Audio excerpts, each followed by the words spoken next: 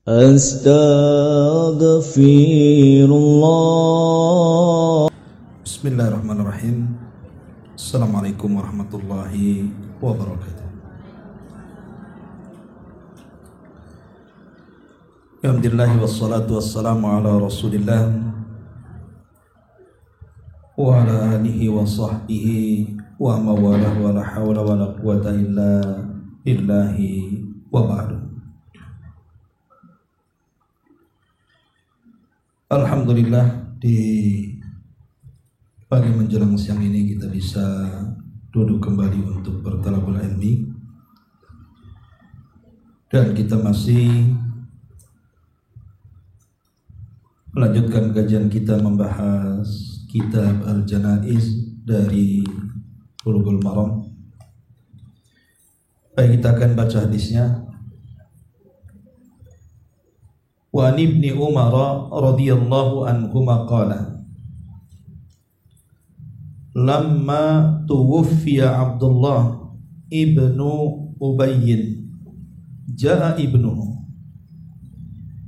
ila Rasulillah sallallahu alaihi wasallam faqala a'tini qamisaka ukaffinuhu fihi fa'atahu, muttafaqun alaihi. Dari Abdullah ibn Umar radhiyallahu an, beliau bercerita, tatkala Abdullah ibn Ubay ibn Salul meninggal dunia, datang putranya menemui Nabi sallallahu alaihi wasallam dan mengatakan, Rasul, berikan kepadaku pakaianmu. Aku ingin mengkafani dia dengan pakaian itu. Maka Nabi SAW memberikan pakaiannya dan kemudian menguburkannya. Kemudian hadis berikutnya yang ada kaitan. Wa an Ibni Abbas radhiyallahu anhuma anna Nabiy sallallahu alaihi wasallam qala albisu min thiyabikumul bayad fa innaha min khairi thiyabikum wa kaffinu fiha mautakum.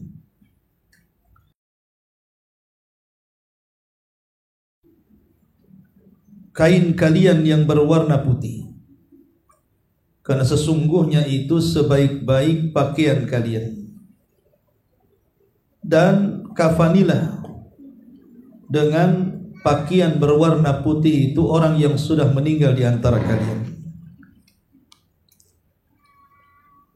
Kemudian juga wa an Jabirin radhiyallahu anhu qala qala Rasulullah sallallahu alaihi wasallam, idza kaffana ahadukum akhahu falyuhassin kafanahu. Apabila salah seorang di antara kalian mengkafani saudaranya, maka carilah kafan terbaik untuknya. Baik, ma'asyiral muslimin muslimat yang dimuliakan Allah Subhanahu wa taala. Hadis pertama dari Abdullah ibn Umar radhiyallahu ibn Ubay ibn Salul, tokoh munafik.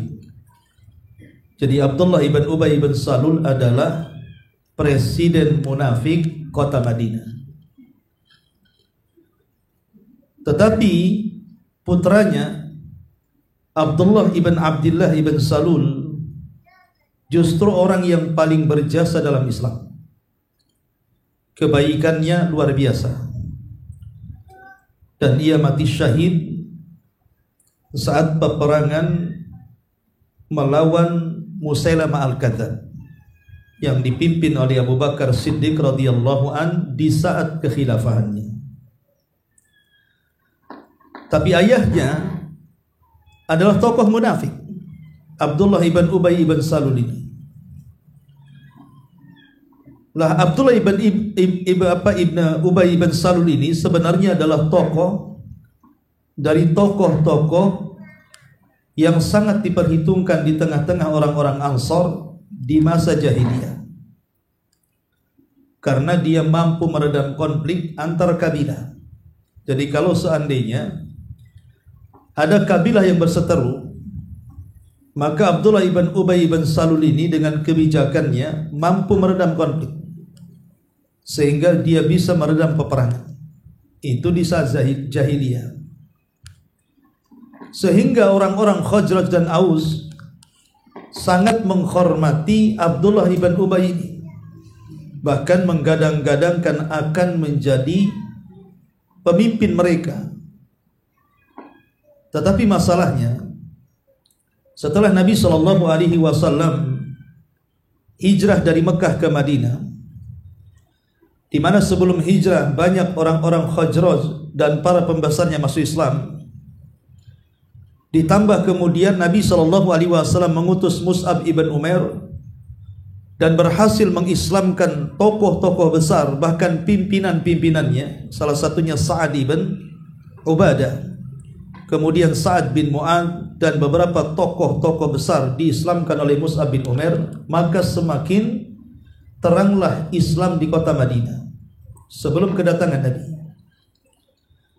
Bahkan mereka menanti-nanti kedatangan Nabi, sehingga ketika waktu yang memang sudah diizinkan Allah untuk hijrah, Nabi pun kemudian hijrah dari kota Mekah menuju Madinah dan disambut meriah oleh penduduk Yathrib dan tokoh-tokohnya. Maka setelah Nabi SAW menetap di kota Madinah, maka semakin antusias kelompok atau kabilah Khazraj dan Aus ini untuk mendekat kepada Rasul, dan sisa-sisa mereka yang belum masuk Islam, dengan kedatangan Rasul mereka pun semua akhirnya masuk Islam. Maka Rasul kemudian didukung oleh dua kabilah besar, pertama Khazraj dan juga Aus, yang secara mayoritas mereka menguasai negeri Yathrib setelah Yahudi. Masalahnya, terjadi kecemburuan berat dan kekhawatiran orang-orang Yahudi dengan keberadaan Nabi. Di antaranya adalah Abdullah ibn Ubay ibn Salul ini merasa hasad dengan kedatangan Nabi SAW, karena secara otomatis kalau Nabi dijadikan pemimpin mereka, maka Abdullah ibn Ubay ini tidak akan dipilih lagi. Padahal dahulu di zaman jahiliyah dia orang yang digadang-gadangkan untuk diangkat menjadi pemimpin dua kabilah besar ini. Tapi dengan kedatangan Rasul, justru namanya redup. Kemudian orang-orang pun memilih Nabi menjadi pemimpin mereka. Lah, semakin hari semakin kuat Islam, terutama setelah perang Badar, di mana kaum muslimin berhasil memukul mundur dan mengalahkan orang-orang kafir Quraisy, bahkan menawan banyak tawanan dan mendapatkan ghanimah besar.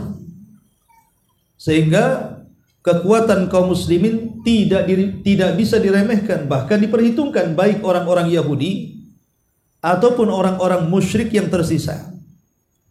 Akhirnya Abdullah ibn Ubay ibn Salul ini, kalau dia tidak bergabung dengan Nabi, maka nyawa dan keluarganya terancam. Kalau dia memilih masuk Yahudi, itu pun sama saja menyalakan permusuhan. Akhirnya kemudian dia pun berpura-pura masuk Islam hanya untuk melindungi nyawa, harta dan keluarganya. Disinilah dimulai sejarah orang-orang munafik di kota Madinah. Karena sebelumnya belum ada orang munafik, baik di kota Mekah ataupun di Madinah. Apalagi di Mekah nggak ada orang munafik. Di Mekah itu cuma dua, kalau tidak mukmin kafir. Kenapa di Mekah tidak ada orang-orang munafik? Karena orang kafir kuat dan orang muslim lemah. Sehingga buat apa jadi munafik? Jadi kafir sajalah, kan begitu. Tetapi di kota Madinah itu terbalik. Kaum muslimin menguat dan orang-orang Yahudi semakin melemah. Kalau seandainya Abdullah ibn Ubay ini bergabung dengan Yahudi, sama saja mengajak perang bersama Rasul dan juga kabilahnya. Tapi kalau dia masuk Islam, secara otomatis kedudukannya akan setara dengan kaum muslimin yang lainnya, dan dia tidak akan ditokohkan lagi. Dari sini akhirnya dia pura-pura masuk Islam hanya untuk melindungi jiwa, harta dan keluarganya, dan mencari-cari waktu untuk menghasut sebagian kaum muslimin dan mengembalikan kejayaannya. maka masuklah dia ke dalam Islam dengan cara menyembunyikan kekafiran dan menampakkan keislaman.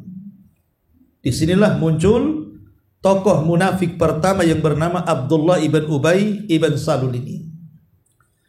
Dan dalam setiap gerak-geriknya sangat merugikan kaum muslimin. Cuman karena dia bersiasat di bawah bersiasat dengan cara licik dan tidak ketahuan, makanya Nabi SAW sangat sulit untuk mendeteksi orang-orang munafik. Kalau bukan karena wahyu Allah Subhanahu wa taala turun di perang Tabuk memberitakan tentang nama-nama orang munafik, maka selamanya Rasul tidak tahu mana sahabat mana munafik. Tapi Allah Subhanahu wa taala memberitahu nama-namanya. Dan Nabi SAW memerintahkan sahabat Hudzaifah untuk menyembunyikan. Jangan ada yang tahu, cukup Rasul dan Hudzaifah, karena Hudzaifah adalah pencatat rahasia Nabi. Tidak boleh ada yang tahu. Ketika para sahabat mendengar bahwa Nabi SAW mengungkap rahasia orang-orang munafik dan catatannya sangat rahasia, tentu menjadikan tanya-tanya para sahabat ini, jangan-jangan mereka termasuk munafik. Karena masalahnya tidak diumumkan nama-namanya, maka makin terjadi kekhawatiran. Salah satunya adalah Umar bin Khattab radhiyallahu an sampai datang menemui Hudzaifah dan mengatakan, "Ya Hudzaifah, adakah namaku dalam catatanmu?" Kata Hudzaifah, Rasul sudah memberikan instruksi agar tidak dibocorkan. Tapi karena Umar memaksa dan terus memaksa, akhirnya Hudzaifah pun menjawab dan mengatakan, "Tidak ada, tapi hanya engkau yang akan kuberitahu. Yang lainnya selamanya tidak akan aku beritahu." Ma'asyiral muslimin muslimat yang dimuliakan Allah Azza wa Jalla. Lah, setelah kemudian banyak terjadi pertempuran, rupanya keberadaan munafik ini sangat membahayakan karena menggombosi pasukan. Sehingga banyak peperangan itu yang melemahkan kaum muslimin. Karena Abdullah ibn Ubay ini selalu melemahkan pasukan. Selalu melemahkan pasukan. Ingat ketika terjadi perang Tabuk. Perang Tabuk ini kan perang yang sangat jauh, tidak bisa dilalui dengan jalan kaki, harus dengan kendaraan berupa kuda dan unta, dan dalam cuaca yang sangat panas, bukan musim dingin. Sehingga Abdullah ibn Ubay ini sampai kemudian mempengaruhi sahabat yang lain, apakah kita harus berperang di panas-panas terik matahari? Maka turun ayat dan mengatakan, "Kul naru jahannamu asyaddu harra lau kanu ya'lamun." Katakan kepada orang-orang munafik itu, neraka jahanam lebih panas dibandingkan Tabuk kalau mereka mengetahuinya. Intinya bahwa keberadaan orang-orang munafik ini lebih menyulitkan bagi kaum muslimin dibandingkan keberadaan orang kafir. Karena orang munafik ini sama dengan menggunting dalam lipatan, dia menghancurkan dari dalam masalahnya. Beda dengan orang-orang kafir yang terang-terangan semua orang tahu dia kafir. Lah, Abdullah ibn Ubay ibn Salul ini adalah tokoh besarnya munafik, tetapi Allah Subhanahu wa taala akhirnya memberitakan tentang keburukan dan kebobrokannya. Sampai setelah ketahuan dalam munafik ini, Umar bin Khattab, bahkan Khalid ibn Walid menawarkan diri kepada Nabi SAW untuk memenggal lehernya. Tapi Nabi SAW melarang dan mengatakan, jangan. La'allan nas yaquluna anna Nabi sallallahu alaihi wasallam yaqtulu ashabah. Jangan nanti orang-orang mengira Muhammad sudah membunuh sahabatnya. Karena sekali lagi, bagi orang-orang Yahudi semua dipukul rata bahwa setiap yang mengikuti Rasul adalah sahabatnya. Mereka tidak tahu di dalam tubuh para sahabat itu ada orang-orang munafik. Sehingga kalau seandainya Rasul kemudian memerintahkan Umar untuk memenggal lehernya, maka nanti orang-orang yang akan masuk Islam takut kalau seandainya mereka jadi sasaran pembunuhan nabinya. Makanya Nabi SAW melarang, jangan dibunuh, karena nanti manusia mengira bahwa Muhammad sudah membunuh sahabatnya. Biarkan dia hidup. Yang jelas kita sudah tahu siapa dalangnya. Akhirnya kemudian Nabi SAW semakin berhati-hati berhubungan dengan Abdullah ibn Ubay ibn Salul. Padahal secara lahiriah Abdullah ibn Ubay ibn Salul itu luar biasa. salat di belakang Nabi, jihad di belakang Nabi, sedekah kepada Nabi. Pokoknya Islamnya betul-betul ditampakkan sehingga orang mengira dia sahabat. Tapi begitulah gaya orang munafik. Terkadang lahiriah mereka sangat menakjubkan, tapi batiniah mereka sangat merusakkan. Makanya definisi munafik itu adalah idharul Islam wa israrul kufri. Menampakkan keislaman tapi menyembunyikan kekafiran. Dengan kata lain, munafik itu diambil dari kata nafak. Nafak itu semacam gorong-gorong yang kalau kita alirkan air dari sini keluar dari sana. Ya. Maka orang munafik seperti itu, dia masuk Islam lewat lisannya, tapi keluar dari Islam lewat hatinya. Nampaknya Islam karena dia bersyahadat, salat, puasa, zakat dan begitu seterusnya. Tetapi hatinya mengeluarkan jasadnya dari Islam karena dia menyembunyikan kekufuran. Lah Abdullah ibn Ubay ibn Salul ketika saat wafatnya Abdullah ibn Ubay ibn Salul ini, putranya, sebagaimana dalam hadis ini, Abdullah ibn Ubay ini, dia datang menemui Nabi SAW. Bagaimanapun, Abdullah ibn Ubay ini putranya, pernah satu hari datang kepada Rasul dan mengatakan, Rasul, kalau engkau memerintahkan sahabat-sahabat untuk membunuh ayahku, jangan perintahkan. Serahkan tugas ini kepadaku. Sebab kalau seandainya orang lain yang membunuh bapakku, aku akan dendam dan tidak akan mungkin dihapus. Biar akulah yang menghunus pedang dan memenggal kepala ayahku. Tapi Nabi SAW mengatakan tidak ada yang membunuh ayahku. Karena Rasul pun tahu bahwa Abdullah ibn Ubay ini kan tokoh besar. Kalau dibunuh pasti akan jadi masalah. Jadi Rasul hanya membiarkan hidup, tetapi berhati-hati dari sepak terjangnya. Lah saat Abdullah ibn Ubay ini meninggal dunia, kemudian Nabi SAW hendak mendoakan, hendak menyolatkan dan mendoakan. Tapi Umar bin Khattab radhiyallahu anhu ketika itu tidak setuju. Kenapa tidak setuju?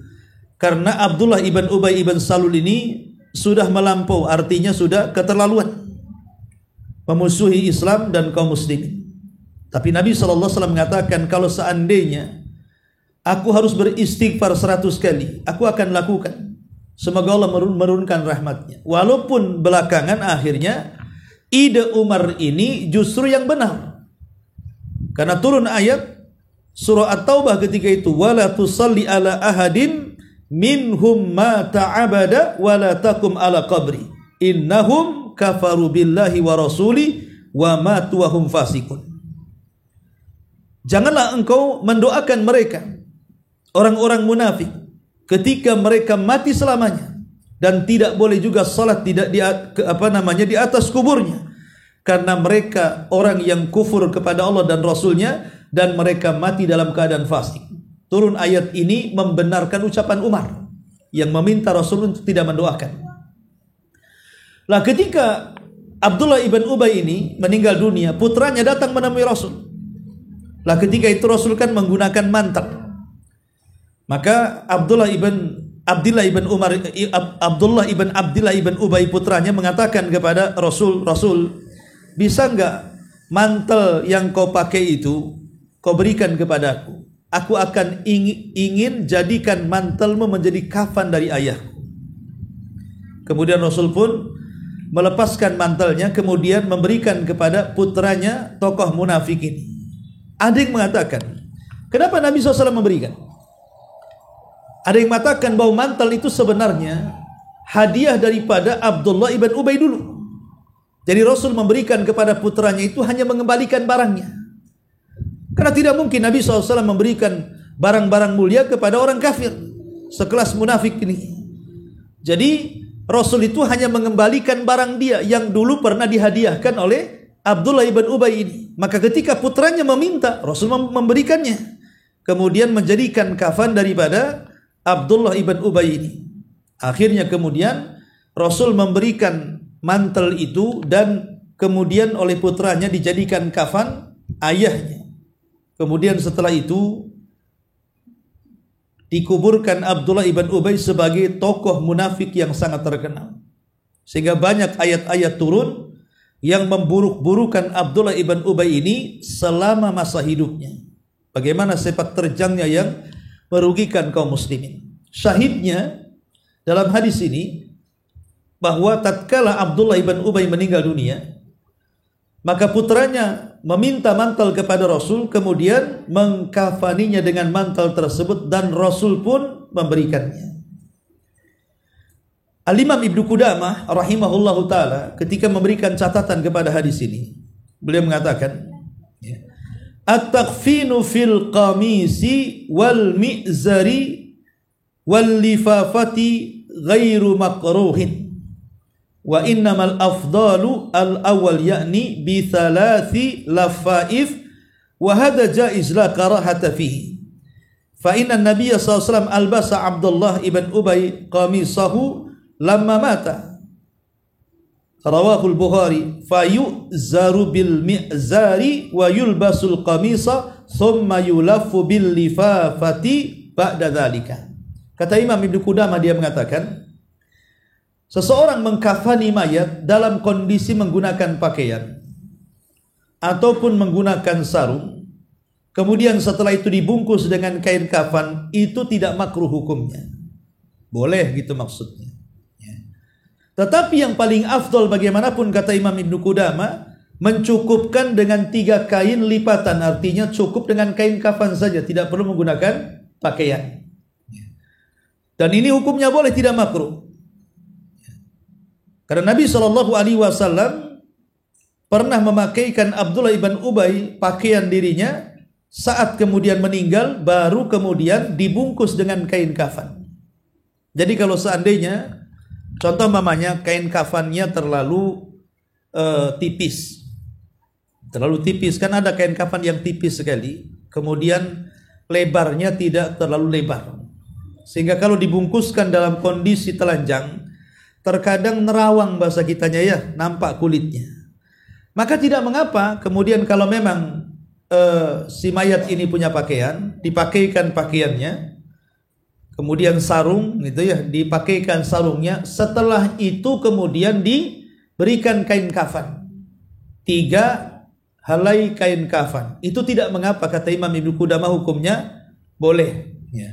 Tetapi kalau seandainya ada kain kafan yang bagus, yang lebar, yang tebal, yang kalau seandainya digulungkan kepada si mayat itu tidak nerawang, maksudnya auratnya tidak tampak, kulitnya juga tidak nerawang, maka itu lebih baik, kata Abdullah ibn Qudamah rahimahullahu ta'ala ya.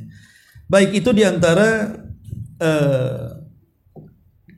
faedah daripada hadis ini. Adapun hadis yang kedua, hadis Abdullah ibn Abbas radhiyallahu anhuma, Nabi SAW bersabda, albisu min thiyabikumul bayad, albisu min thiyabikumul bayad, pakailah dari pakaian kalian itu yang berwarna putih, fa innaha min khairi thiyabikum, karena warna putih itu adalah warna terbaik bagi pakaian kalian, wa kaffinu fiha mautakum, dan berilah kain kafan dengan warna putih bagi orang-orang yang meninggal di antara kalian. Hadis ini dijelaskan oleh Imam Nawawi dalam Syarah Sahih Muslim. Dia mengatakan sunnah hukumnya bahwa warna kafan itu adalah putih, tapi bukan berarti ada larangan kain kafan berwarna selain putih itu tidak boleh. Boleh kalau memang tidak ada kain putih, umpamanya ada kain yang berwarna kuning atau merah atau hijau atau coklat atau apa gitu ya, kalau memang tidak ada lagi kain berwarna putih. Tapi kalau berwarna putih ada, maka sebaiknya menggunakan kain putih karena itu sunnah hukumnya. Tapi kalau tidak ada atau campuran umpamanya, boleh, tidak ada masalah. Kain putihnya tidak banyak, umpamanya terpaksa lah akhirnya dibantu dengan kain jarik, umpamanya kan, jarik kan bukan warna putih kebanyakan ya biasanya. Boleh kita gunakan untuk lipatan ke pertamanya jarik, lipatan kedua kafan, dan ketiga kafan umpamanya, maka dibolehkan. Tapi kalau seandainya ada yang berwarna putih semuanya, kata Imam Nawawi rahimahullahu ta'ala dalam Syarah Sahih Muslim, dia mengatakan sunnah hukumnya Karena kalimat al-bayad dalam hadis ini dalilun listihbabi takfini fi al-abyadi wa huwa mujma'un alaihi. Kata Imam Nawawi, kalimat al-bayad, kalimat pakaian putih adalah dalil disunahkannya kafan itu berwarna putih, dan itu disepakati para ulama. Ini diantara hadis Aisyah radhiyallahu anha. Dan hadis yang terakhir, hadis dari Jabir radhiyallahu anhu. Nabi sallallahu alaihi wasallam bersabda, "Idza kaffana ahadukum akhahu fal yuhassin kafanahu." Apabila salah seorang di antara kalian hendak mengkafani saudaranya, maka carilah kafan terbaik. Kata Imam Nawawi di dalam kitabnya, beliau mengatakan, "Wa fil hadithi al-amru bi ihsanil kafani." Dalam hadis ini ada perintah untuk memperbaiki, menyiapkan kain kafan dengan kafan yang baik. Walaysal murad bi ihsanihi as-sarfu fihi wal mughalatu wan nafasatu. Tapi yang dimaksud memperbaiki kain kafan ini bukan diartikan harus seseorang itu melampaui batas dalam kafan yang mahal sekali, yang bernilai, bukan. Wa innamal murad, tetapi yang dimaksud nadhafatuhu, kebersihannya, wa naqauhu, dan juga kesuciannya, wa kathafatuhu, dan ketebalannya, wa sitruhu, dan mampu menutup auratnya, wa tawassutuhu, dan juga tidak terlampau mahal sekali, ya.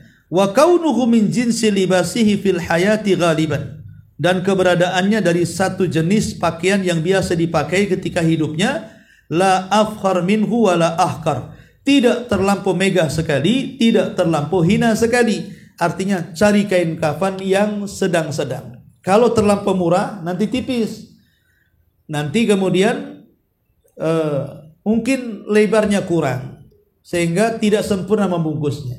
Kalau terlampau mahal sekali menggunakan kain sutra umpamanya kan, atau kain yang mahal sekali, itu pun ya buat apa juga, toh nantinya juga kapan juga akan musnah, artinya kan kalau dikubur sekian tahun pun akan hilang. Jadi percuma juga gitu ya. Minimalnya ambillah tengah-tengah.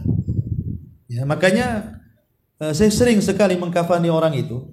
Kalau diambil dari fardu kifayah yang biasa dikumpulkan RT RW itu biasanya, itu sangat disayangkan.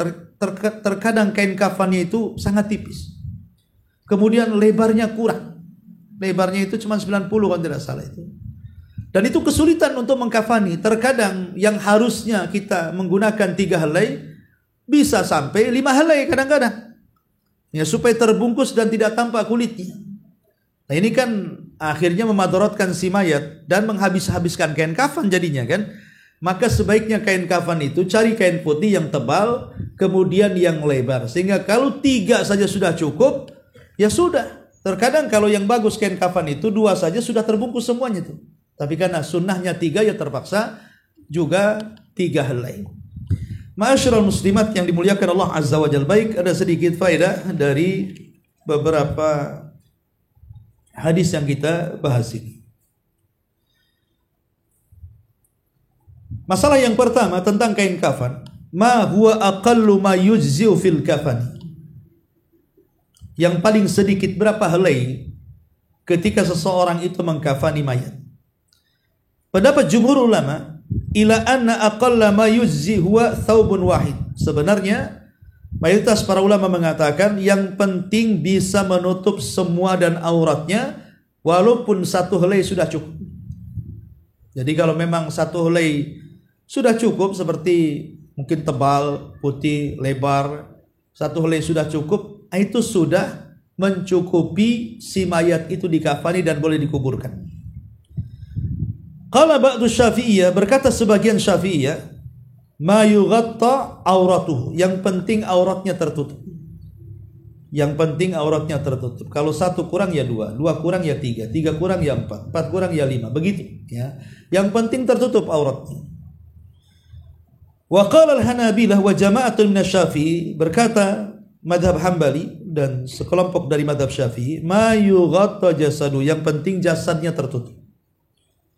Hadza huwa al-qaulul aqrab, inilah pendapat yang paling lebih dekat dengan kebenaran. Artinya jasadnya bisa tertutup semua.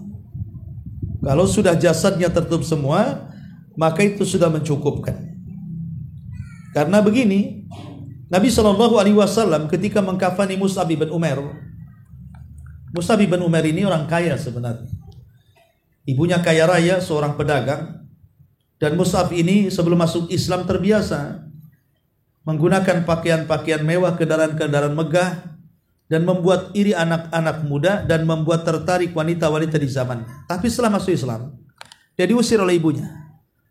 Sehingga ibunya berjanji untuk tidak akan memberi sepeser pun uang kepadanya. Sehingga Mus'ab bin Umair pun kondisinya memprihatinkan. Orang kaya seolah-olah dibuang di jalanan. Tidak punya apa-apa. Hidup sederhana bersama Nabi SAW. Lah saat Mus'ab bin Umair ini meninggal, maka ketika itu dia dikafani dengan kain. Masalahnya kainnya itu pendek, cuma 1 lembar. Kalau seandainya ditarik kepalanya, nampak kakinya. Kalau ditarik ke kaki, nampak pula kepalanya. Bayangkan Mus'ab bin Umair seorang sahabat Nabi SAW. Akhirnya kemudian Rasul pun memerintahkan tarik kepalanya dan kemudian kakinya tutupi dengan dedaunan supaya tertutup. Menunjukkan apa? Kain kafan itu yang penting menutup jasadnya. Karena Mus'ab bin Umair ini ketika ditarik ke kepalanya nampak kakinya. Kata Nabi SAW, ambilkan dedaunan, kemudian tutuplah kakinya. Syahidnya bahwa kain kafan itu yang penting menutup jasad. Dari kisah siapa? Mus'ab ibn Umair radhiyallahu anhu. Masalah yang kedua, berapa helai kain kafan yang disunahkan bagi laki-laki dan berapa helai kain kafan yang disunahkan bagi wanita? Jumhur ulama mengatakan istihbab thalathati athwab, ala istihbabi thalathati athwab. Mayoritas para ulama mengatakan bahwa kain kafan itu bagi laki-laki disunahkan 3 helai berdasarkan hadis Aisyah. Tetapi Abu Hanifah mengatakan bahwa kain kafan itu disunahkan menggunakan sarung, kemudian selendang, kemudian pakaian, berdasarkan hadis Abdullah ibn Ubay, di mana kan sebelum dikafani kemudian dipakaikan pakaian dulu, baru setelah itu dibungkus dengan kain kafan.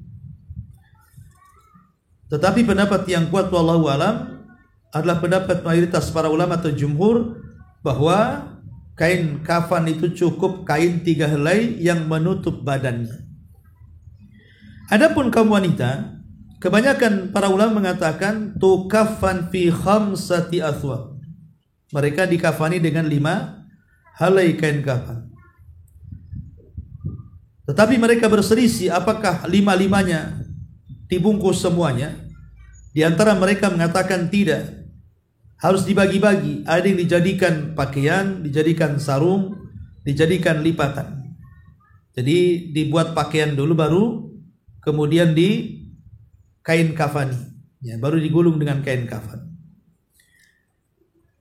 Dan ini adalah pendapat mayoritas para ulama. Tetapi ada yang mengatakan bahwa hadis yang mengatakan 5 kain kafan itu, sebagaimana dikatakan oleh Al-Imam Albani dalam Ahkamul Janaiz, bahwa hadis tentang masalah 5 helai itu lemah, sehingga dikembalikan kepada hukum umumnya kain kafan 3 helai, laki-laki 3 helai, perempuan juga 3 helai.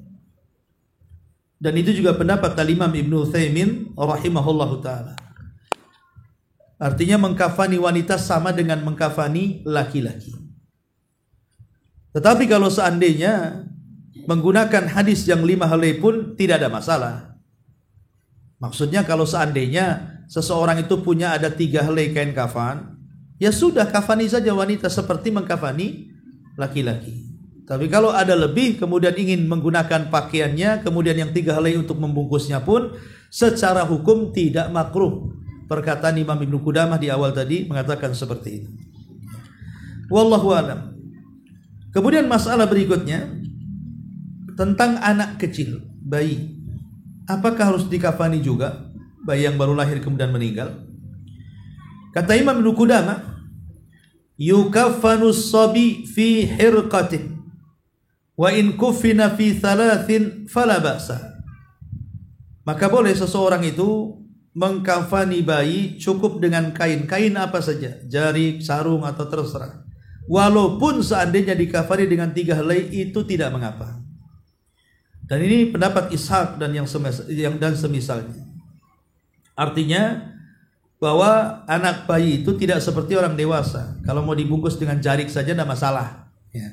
Tapi kalau mau dibungkus dengan 3 helai kain kafan pun ya nggak apa-apa juga gitu ya. Jadi bebas kalau anak bayi yang meninggal. Kemudian Imam Ibnu Qudamah memberikan catatan juga, wal mustahabu an yu'khadha ahsanul lafai. Tentu yang disunahkan adalah mengambil sebaik-baik kain. Wa awsa'uha, dan yang paling lebar kainnya. Fayabsutaha awwalan, dan bisa dibentangkan. Ya. Thumma yabsutu thaniyata allati taliha fil husni was sa'ati wa yaj'alu fawqaha hanutan wa kafuran. Kemudian dibentangkan lagi di atasnya yang lebih lebar. Kemudian jangan lupa setiap helai kain kafannya diberikan minyak wangi dan kafur barus. Hanutan wa kafuran, minyak wangi dan juga kafur barus. Thumma yabsutu fawqahu mathalitha. Kemudian setelah itu diletakkan juga kain kafan yang ketiga, kemudian juga sama diletakkan beberapa kafur dan juga kafur barus maksudnya dan minyak wangi, baru kemudian dibungkuskan ke si mayat. Ini diantara faedah dari hadis yang kita baca. Baik, sampai di sini saja. Sebelum saya tutup, silakan kalau ada yang mau bertanya. Assalamualaikum warahmatullahi wabarakatuh. Jazakallah khair Ustaz atas ilmu yang sudah dipaparkan. Semoga kita semua dapat mengambil faedah ilmu yang dibentangkan pada hari ini. Yang ingin ditanyakan gitu gini Ustaz, ada sebuah peristiwa seseorang itu pernah mengkafani jenazah itu di sebuah pulau, dan ketika dia ke sana tidak ada yang bisa menyelenggarakan fardu kifayah selain daripada dia. Nah, ketika itu dia mengkafani jenazah tersebut dengan apa adanya, gitu, kain yang apa adanya. Namun karena keterbatasan kain saat itu, dia menjahit kain itu Ustaz, disambung-sambung sama dia agar bisa terlilit jenazah itu dengan sempurna oleh kain yang tersedia tadi. Yang dia ingin tanyakan adalah apa hukumnya saya menjahit kain kapan mayat itu, sementara kan yang dia ketahui bahwa kapan jenazah itu tidak boleh dijahit. Nah, Ustaz. Ya, alhamdulillah. Tentang kapan mayat yang tidak boleh dijahit pun perlu dipertanyakan. Tidak ada dalilnya. Ya. Jadi tidak ada larangan kain kafan itu tidak boleh berjahit. Beda dengan larangan ihram. Memang ada nasnya bagi laki-laki. Ya. Tetapi untuk kain kafan tidak ada hadis yang mengatakan dilarang menjahit kain kafan.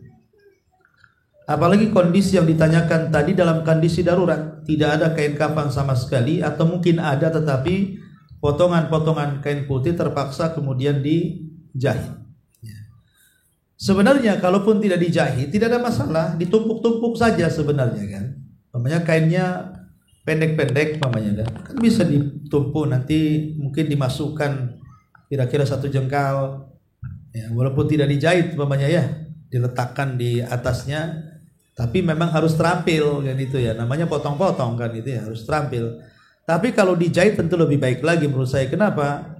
Karena akan menghindarkan nampak aurat. Takutnya kalau potongan tidak dijahit, entah nampak sobekannya atau apa kan. Maka justru saya salut kepada penyelenggara ini, karena dia punya ide seperti itu. Dan secara hukum tidak ada masalah.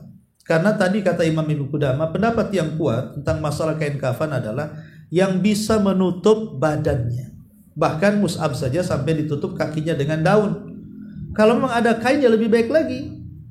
Ya, dengan daun saja boleh, apalagi dengan kain potongan yang dijahit tentu lebih boleh lagi. Karena kalau memang dia mengatakan kain kafan tidak boleh dijahit ini pun perkataan yang perlu dalil. Mana dalilnya? Harus ada dalilnya. Larangan kain kafan tidak boleh dijahit itu mana dalilnya? Ya, lain dengan kain ihram bagi laki-laki, memang ada dalilnya. Tidak boleh menggunakan pakaian berjahit. Khusus laki-laki dalam ihram, bukan wanita. Wallahu a'lam. Pertanyaan berikutnya Ustaz, masih tentang kain kafan. Saya ingin bertanya Ustaz, yang tadi kain kafan terbungkus laki-laki dan perempuan itu 3 lembar, apakah yang pertamanya itu atau yang keduanya itu dibuat seperti gamis panjang Ustaz, dan yang 2 lembarnya itu sebagai pembungkus? Karena saya pernah melakukan seperti itu. Tidak. Kalau hadis tentang 5 lembar itu lemah, berarti hukum kafan laki-laki dengan wanita sama saja. Sebagaimana kita mengkafani laki-laki, begitulah mengkafani wanita. Ya. Tetapi kalaupun seandainya mau digunakan seperti kisah yang kita bahas di sini, kisah bagaimana putra Abdullah ibn Abdullah ibn Ubay ini dengan cara menggunakan pakaian dulu baru dikain kafan, ini tidak ada masalah. Ini kan boleh-boleh saja, dua-duanya boleh. Intinya menutupi jasadnya dan tidak tampak auratnya. Intinya seperti itu sebenarnya. Ya, jadi mengkafan itu bukan suatu yang saklek gitu ya. Artinya harus seperti ini, tidak. Ya, cuman dalam mazhab Syafi'i, memang dalam mazhab Syafi'i mereka punya cara.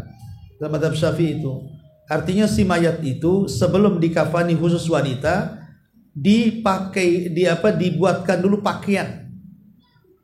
Jadi dibuatkan dulu pakaian masih dari kain kafan gitu ya, dibuatkan celananya, kemudian juga bajunya. Baru setelah itu yang 3 helai sisanya itulah untuk membungkusnya. Jadi 2 helai untuk pakaiannya, yang 3 helai itu untuk membungkusnya. Itu dalam mazhab Syafi'i memang seperti itu. Ya. Karena memang mensahihkan hadis tentang 5 kain kafan tadi.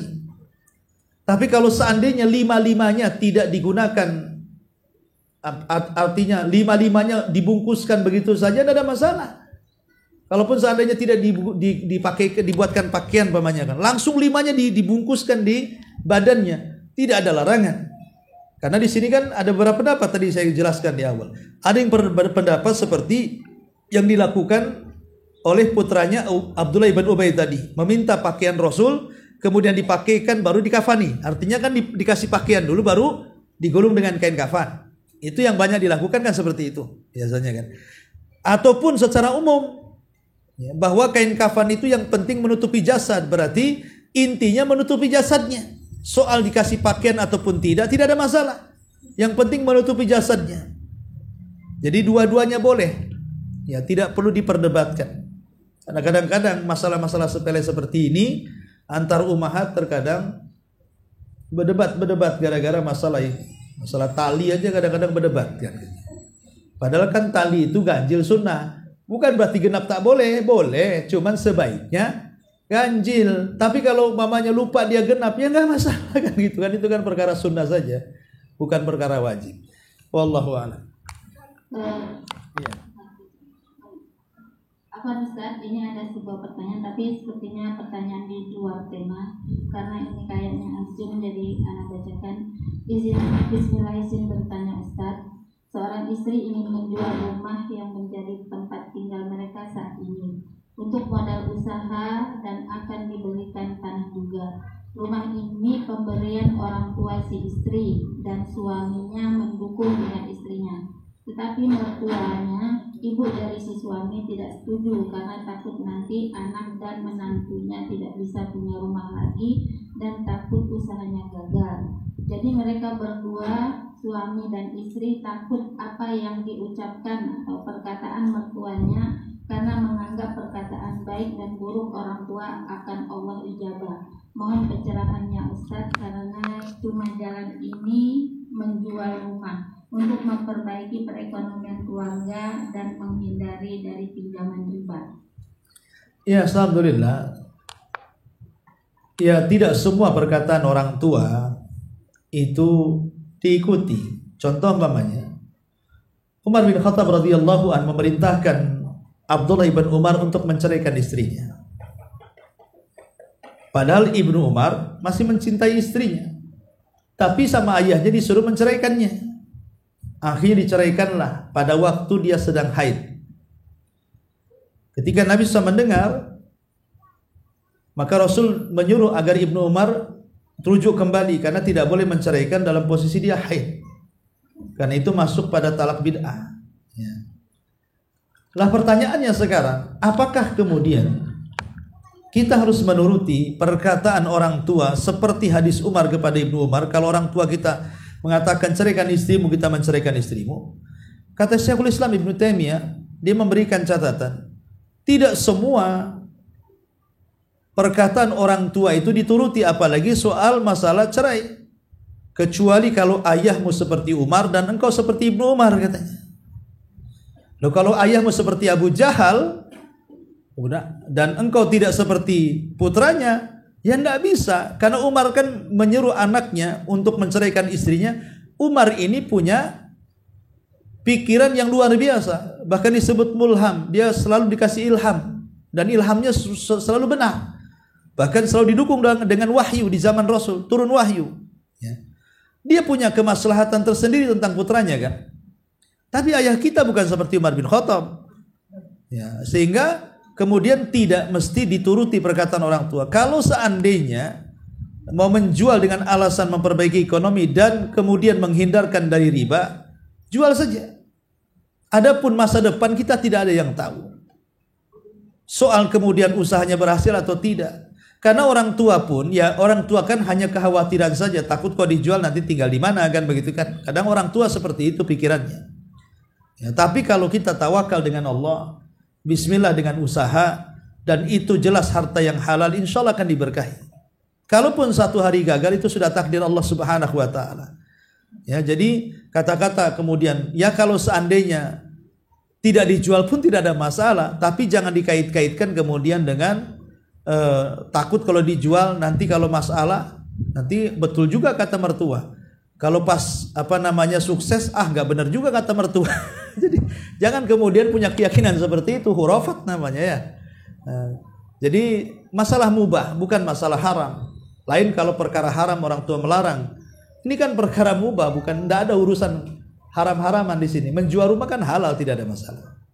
Kecuali untuk menghambur-hamburkan dan begitu seterusnya, ya tidak. Ya dengar mertua, tapi kalau jelas untuk usaha, suami istri sudah oke, apa masalahnya? Apalagi tadi alasan terakhir yang menarik untuk membebaskan dari riba. Nah, itu lebih baik lagi lah. Ya. Wallahu a'lam. Ustaz, Iya. bertanya terkait dengan kafan. Termasuk sunnah nggak Ustaz kita mempersiapkan kain kafan dan perlengkapannya sebelum meninggal? Iya, sunnah. Ya, sebaiknya kita mempersiapkan diri, terutama usia-usia sudah lanjut, ya kan, sudah 40-50, belilah kain kafan, ya, kemudian taruh di lemari. Supaya apa, Bu? Supaya kalau kita meninggal mendadak tidak merepotkan orang. Dan kalau bisa kain kafan terbaik, supaya ya saat kita meninggal ada kain kafan sendiri yang kita pilihkan, tentu dengan ketebalan, dengan kelebaran, sehingga betul-betul sesuai dengan sunnah Nabi. Kalau kita kemudian mengandalkan kain kafan dari masjid atau fardhu kifayah, dikhawatirkan tadi kadang-kadang tipis, kadang-kadang apa kan begitu. Tapi kalau sudah disiapkan sendiri, otomatis satu tidak akan kita merepotkan orang. Karena sudah ada kain kafannya, apa yang merepotkan orang kan gitu. Yang kedua, kita bisa mempersiapkan kafan terbaik untuk kita, tidak sembarang kafan. Ya, tentu yang terbaik tadi itu ya bukan yang mahal sekali dari kain yang sangat mandi, maksudnya yang layak, ya, tidak terlampau jelek, ya tidak terlampau bagus sekali, ya tengah-tengah. Wallahu a'lam. Apa misalnya dari pertanyaan masuk? Iya. Assalamualaikum warahmatullahi wabarakatuh. Waalaikumsalam. Apakah bagian dari sunnah Ustaz ketika saya menjelaskan kepada keluarga, mengamanahkan kepada keluarga, ketika saya meninggal, saya menginginkan agar jenazah saya dimandikan oleh fulana atau fulan? Iya, itu sesuatu yang baik. Memberikan wasiat supaya memandikan dirinya sebelum kematiannya. Karena Rasul pernah mengatakan kepada Aisyah, ya, kalau seandainya engkau mati duluan, aku yang akan memandikannya. Dan Rasul mengatakan begitu kepada Aisyah. Tapi qadarullah Rasul meninggal duluan kan itu ya. Padahal Rasul sudah mengatakan kalau kau mati duluan, kata Nabi kepada Aisyah, aku yang akan mandikannya. Rupanya Nabi mati duluan daripada Aisyah. Artinya di sini syahidnya wasiat sebelum meninggal supaya si fulan atau si Alanah yang memandikan itu lebih baik. Kenapa? Satu, apalagi kalau melihat keluarganya awam. Keluarganya orang awam. Kemudian di lingkungan masjidnya pun mungkin ya tidak cocok dengan kita kan gitu ya. Maka nggak apa-apa. Ya, kalau kita sudah nampak sakit-sakitan, panggil saja kalau saya meninggal, tolonglah Ustazah Anu yang memandikan saya, sampaikan kepadanya. Karena saya juga beberapa kali dipanggil itu karena wasiat. Ya mungkin 5-4 kali lah gitu saya dipanggil. Alasannya memang sebelum meninggal dia minta dimandikan saya. Itu terbaik, kenapa? Karena kan dia memilih orang yang bisa dipercaya kan itu ya. Baik dalam pemandiannya sesuai sunnah, yang kedua bisa menjaga amanahnya. Maka nggak masalah berwasiat seperti itu. Dan tentu wasiat yang terbaik kalau memang ada keluarganya yang mampu dan bisa, ya mereka lebih baik karena keluarga lebih bisa megang amanah biasanya. Umpamanya anaknya di pesantren atau ada punya keponakan di pesantren, kan lebih baik keluarganya dibandingkan orang lain. Tapi kalau melihat keluarganya memang ya rata-rata awam, ya terpaksalah kita berwasiat kepada orang lain yang mungkin bisa nampak dari segi fardu kifayah dia tahu sunnah, yang kedua nampak amanahnya untuk menjaga supaya aib kita tidak tersebar. Wallahu a'lam. Ya, sampai di sini. Subhanallah wa bihamdika asyhadu an la ilaha illa anta astaghfiruka wa atubu ilaik. Allahu ta'ala alam. Assalamualaikum warahmatullahi wabarakatuh.